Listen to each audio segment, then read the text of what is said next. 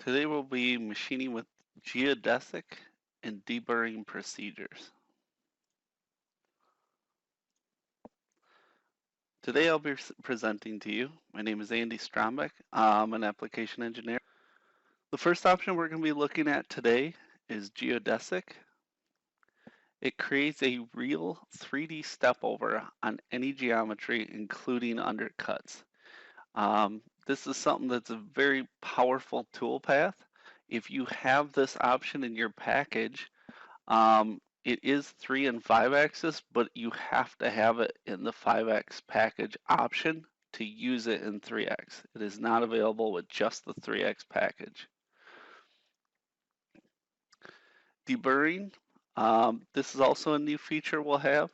It is strictly a burr removal procedure for sharp edges, so it's different than chamfering.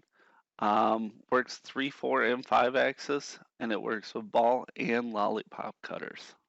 So real neat function, we'll cover that.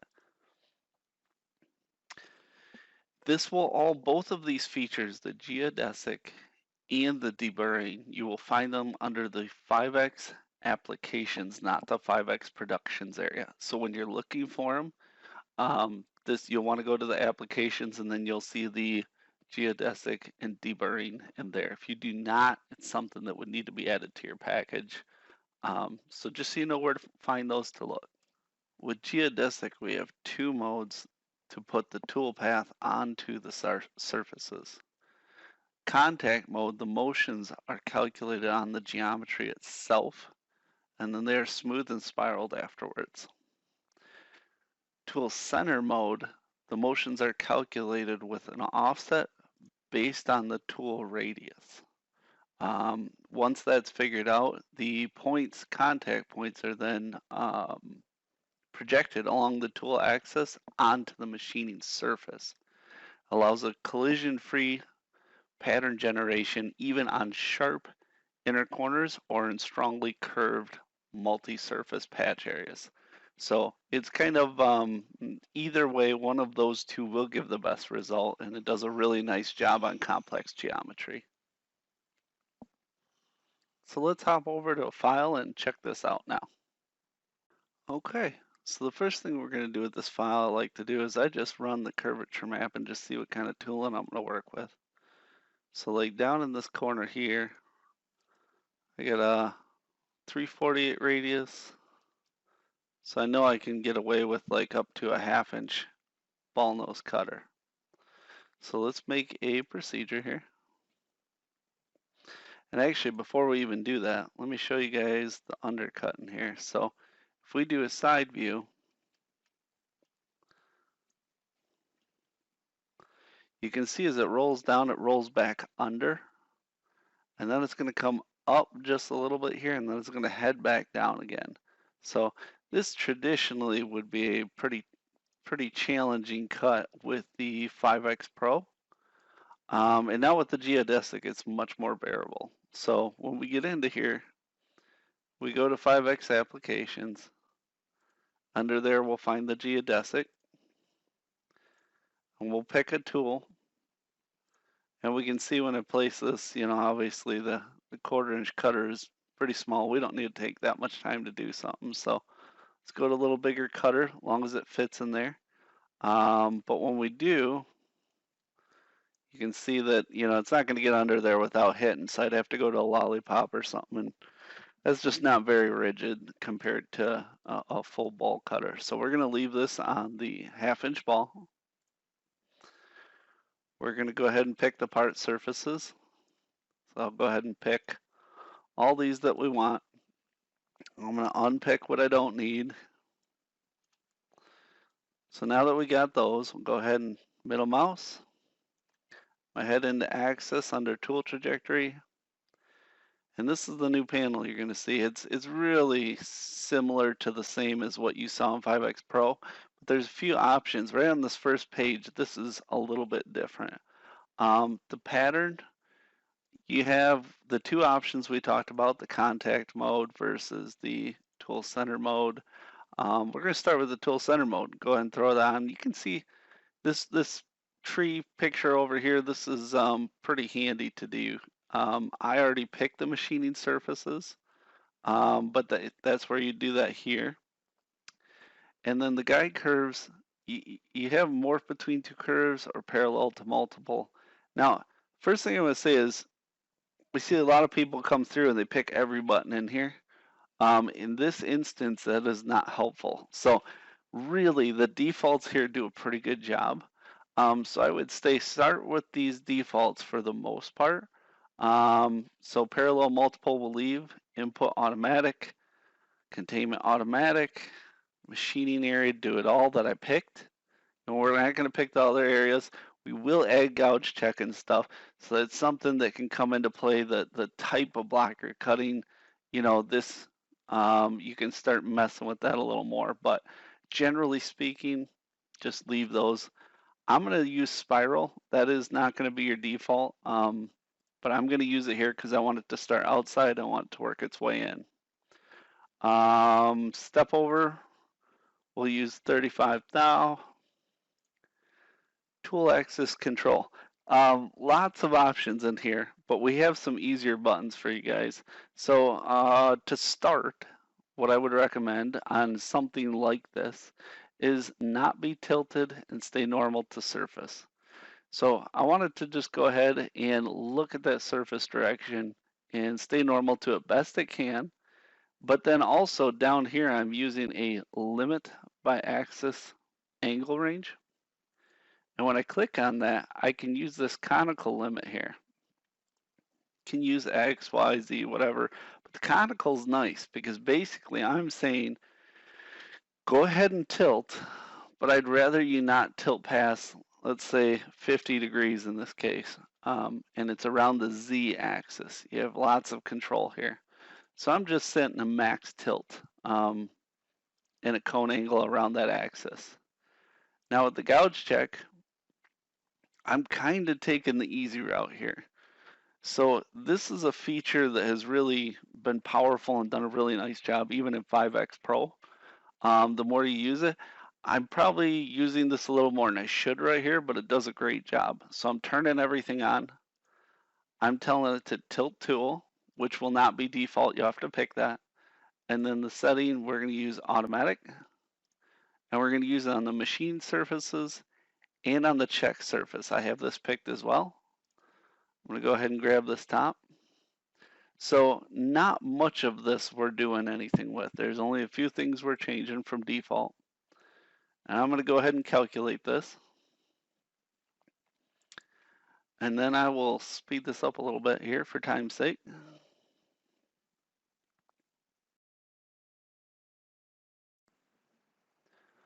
All right. So now I'm going to go ahead and switch this to wireframe so we can take a look at this path. And you can see I get a really nice engagement underneath on that undercut. I don't have any stray motions going through the part. I have a good pattern working outside in. I mean, it does a really nice clean job here. If we go ahead and throw this in the simulator, I need to turn on a lead in and lead out as well, but that's pretty standard. So if I throw this in,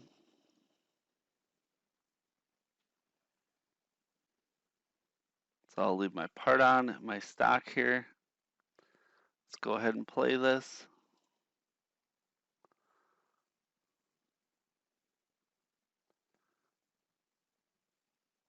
And I'll go ahead and speed this up here.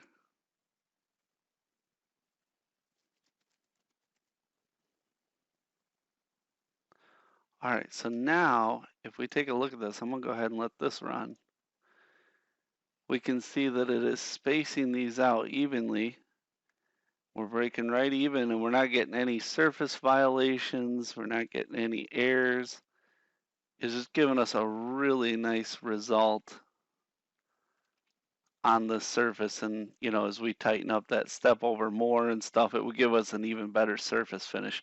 But this is something that traditionally would have been a little bit of work to try and set up and get a good result in the software. So this Geodesic really allows us quite a bit of control, and there's quite a few more buttons in here. As you run into stuff, hit us up at support. We can help you out with it. If we go ahead and pause this and bounce back,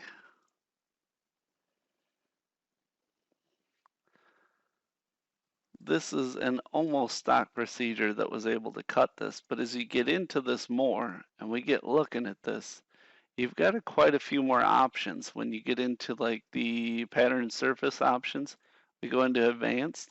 You don't actually have to even cap your holes. There's an option here that it'll actually fill in and machine the area where your holes are. Now, the reason I didn't do that here is because it would change the pattern. So it still machines it nicely, it just would change the pattern. And I want it to go all the way outside in nicely without any interruptions here. You can tell it not to cut in a hole, so recognize it, but don't machine it, just come up to the edge. And then we have an option here, extend mesh boundary, where it'll actually take that pattern, and this isn't a good one here because it's a radius at the top. But if we had something that was a little flatter, you could actually have it just, essentially, it's just taking the toolpath and doing an expansion on it, the outside. So super neat features that are tucked away in here that you have available to you inside here. Now, if we didn't get a result that we like, we can go ahead and use other options like morph between two curves, which most people are familiar with. Input type, we can switch this to user defined, so we can manually select the curves that we want to drive this. And there's a lot of options here, guys. You can even use a mesh to help define this. Quite a few options. Same with this. When you get into the containment, we're all used to using like a sketch with a contour, composite curve, something like that. But you can even use a mesh to contain your toolpath. So start with getting the path you want, come back in, select the containment type you want, you're good to go. So lots of options in here. All of these tabs, utility, rough, link, these are all ones you're pretty familiar with. Here's where I turn in my lead in, lead out.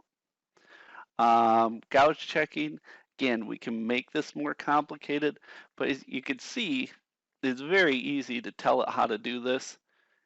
If you know your machine well, you know typically a max tilt is going to work with this size of part. So I just threw something in there knowing if I go more than that, it'd probably hit the spindle or be a problem. And from there, I just let the gouge checking figure it out. I define my holder. You can define your spindle, all this stuff. So why not go ahead and let this do the work for you? In doing that, I'm not spending all my time figuring out how to tilt and how to get the best result. This system is doing all the work for me. In the end, that nets me a faster result with the toolpath, and it gives me a really nice toolpath as we come down. And it goes ahead and just it should be a real nice result at the machine. So let's go ahead and look at the deburring option now.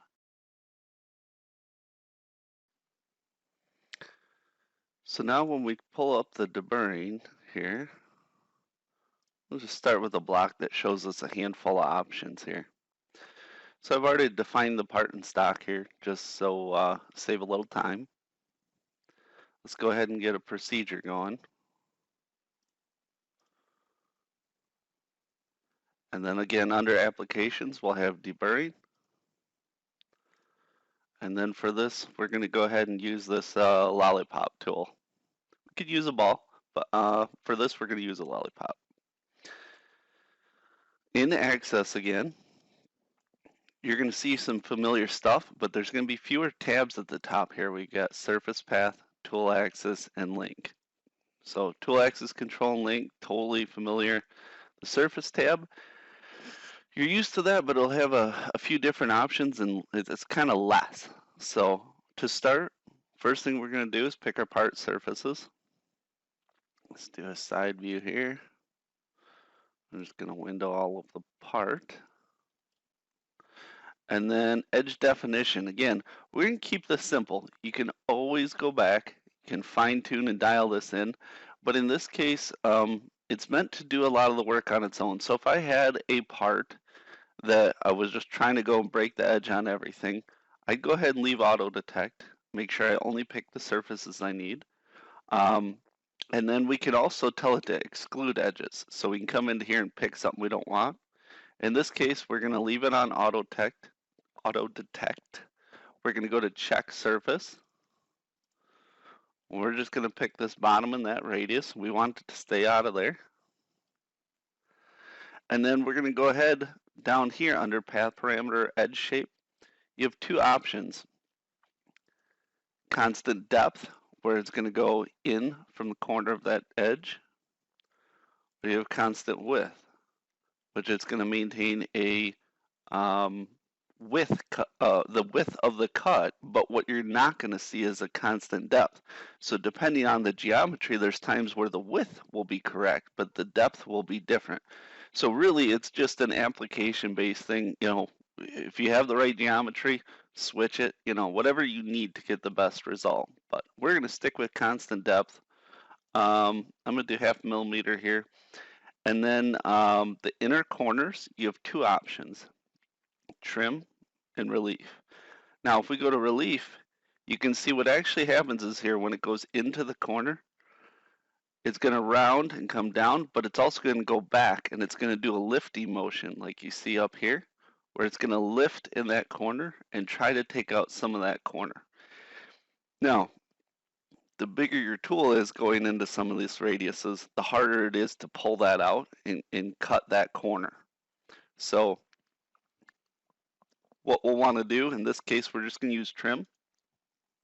And with trim, we want it to just come into that corner, stop, and not violate anything, and then continue on its way. So that's where we're going to start with. And we've got our depth, all of this stuff set. Under tool axis control, you can switch between 3, 4, 4 plus 1, 3 plus 2, and 5. We're going to stick on 5. And then under the strategy, you have a couple options, and both of them are good. These are real good options.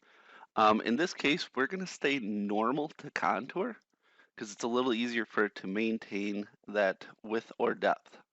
Now, the only thing is, some of these it's going to tip too far. So I'm going to do normal to contour, 5-axis, tilt angle range. And again, this is a really neat option. I really like it. I'm going to set my max to 85 degrees. Anything more than that, it's going to start hitting stuff. So I know, you know, with most machines, I'm going to get away with that. The link, again, we're just going to leave all of this for now between cuts. I want it to retract the clearance. It's just a safe option. So in this case, we're really just doing auto, picking the surfaces, giving it a tilt and a depth, and we're just calling this good. And then we're going to let it figure this out on its own. All right, so we're going to go ahead and kick this over to simulation, and we're actually going to look at the stock on this so we can see what it's doing. So I'll leave material removal on. All right, so I'm going to back this down a little, hit OK, and we can kind of watch how this goes through.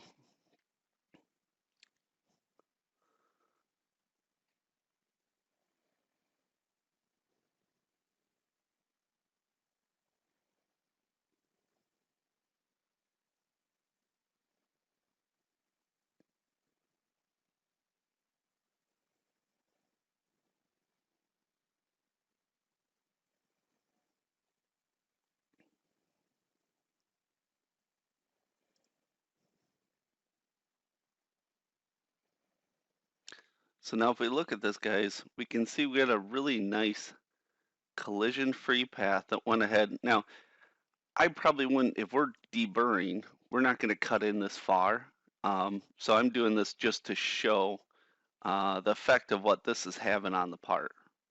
It might be a little more obvious even with a smaller cut in this case. But see over here where we have like in the corner where it's trimmed, it's come in, it's had to go up, and I want a little more evenness here. There's another option. when we go into deburring, access, so under here where it says inner corner trim, we're going to go ahead and switch this to relief. And when you do that, it gives you another option here. We can have it do a loop, or we can have it just not do that. So we're going to turn off this add loop relief cut. And we're going to go ahead and just let it lift in those corners so we get a little more tool motion in there. So relief or trim, we were trying both here. Calculate. And let's go ahead and kick this over to machine sim as soon as the stock finishes here. All right, so we'll put this in simulation. Just watch the stock here. And let's roll this around and take a look again.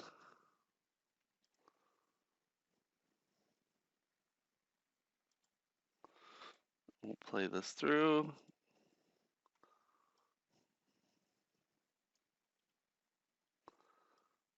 Slow this down.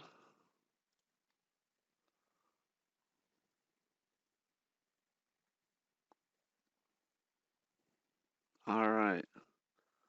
So now, if we look at this, you get a little more machining motion in that corner because of the added lift motion, and it gives you just a little better cleanup on tight fit areas. So if you've got a bigger tool, you know, it's a little harder to get it in there, but when you don't and it can reach it, that's a nice option, that relief option, that'll get you in there. And it does a really nice job. And this is all automated, guys. We didn't pick any edges. You can pick this manually, and you can do it that way. So let's pop back in here one more time.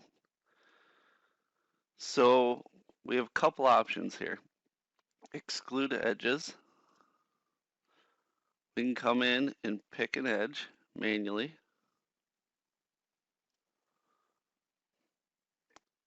And when we do that,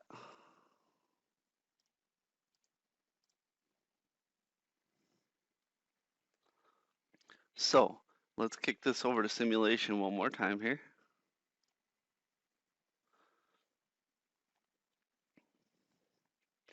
And we're going to run this all the way through. Just speed through this. Okay, so now you can see when we did the corner, we just got a little tap right there, but otherwise it is excluded that edge because we told it not to machine it. But everything else has been done automated, inside, out, all of that. And we don't have any collisions. It's not running the holder into the stock here part. This is a really easy, clean path, easy feature to use. Just keep your options simple when you're doing it. So let's kick over to one more part, something a little more real, and just kind of see how that does trimming against the part.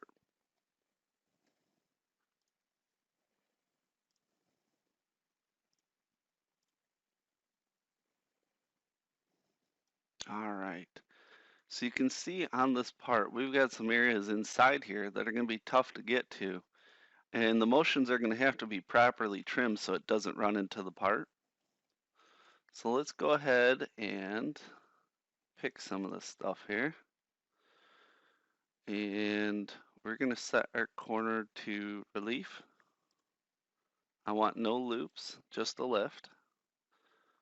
And we're going to do very small here. Let's make this 5 thou.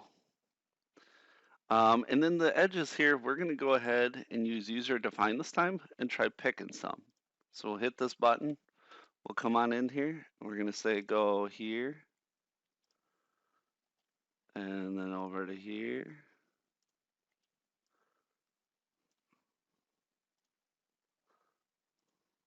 And we're going to shove it right into here where it has to not collide with any of this stuff.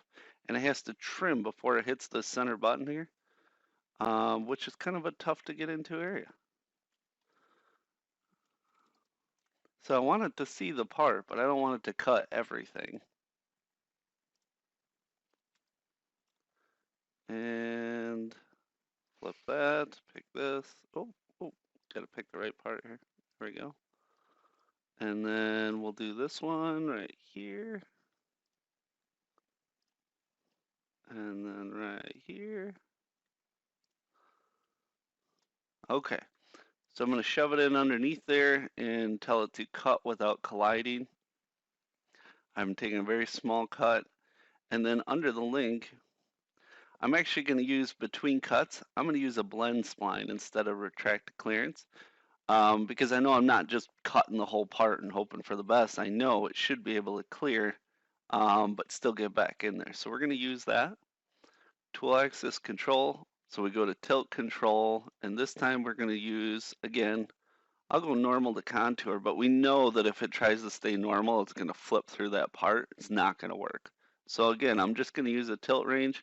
I'm going to give it a max of 90, which if it's not going to hit that, it'll use the side of the tool, and we should be good. Okay, calculate. So let's kick this over to the simulation. We'll just do the stock so we can see what's happening here. All right, so now we want to pull these under edges and get those cut best it can reach with the tool, but we don't want it hitting any of this other stuff. So we're going to go ahead and run this. Let's roll this around here so we can see what's happening. Let me back you guys out so you can see a little better, but we'll speed this up. And these are the blend splines we're seeing. And if I set that max tilt angle to something less than 85, we'd see that lean upward a little more. But it's squeezing in there best it can. The limited tilt range is keeping it from flipping all the way over. And now when we look at these, you can kind of see right through here. It's come in and it's cut that edge, but it stops when it gets in this corner and it does not violate and screw up my part. So it does a really nice job of reaching way in there and cutting that. And it was as easy as picking like a legit contour, just like we do a 2.5 axis. So there's automatic, there's manual exclusion, there's lots of options in here, but really start with simple, keep it simple, and then work backwards from there. Once you get a toolpath doing what you want, but maybe it's hitting somewhere, then start adding in your gouge checks and exclusions. Hope this helps, guys. So that'll be it for today, guys. Just trying to give you enough info to get in and get playing with the Geodesic and the deburring. And thanks for checking this out today, guys.